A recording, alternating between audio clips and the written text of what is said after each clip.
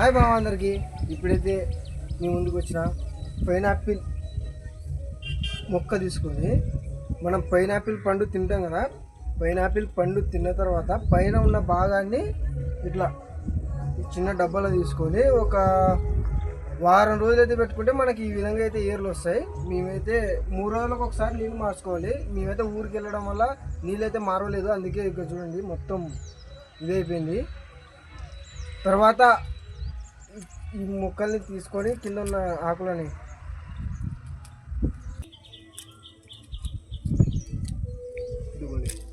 చూసుకోవచ్చు. భూమిలో పెట్టుకునేంత వరకు అయితే మనం అయితే తీసుకోవాలి. మేమైతే మిద్దె పైన నాటుతున్నాం. ముందుగానే ఈ డబ్బాలో అయితే మట్టిని అయితే నింపుకొచ్చుకున్నాం.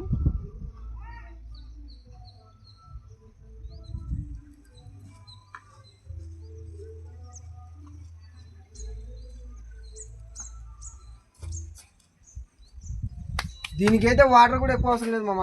4 రోజులకు ఒకసారి 5 రోజులకు ఒకసారి పోసినా కూడా సరిపోతుంది. మరిన్ని ఇలాంటి వీడియోలు చూడాలంటే మన అకౌంట్ని ఫాలో చేయండి మామ. బాయ్.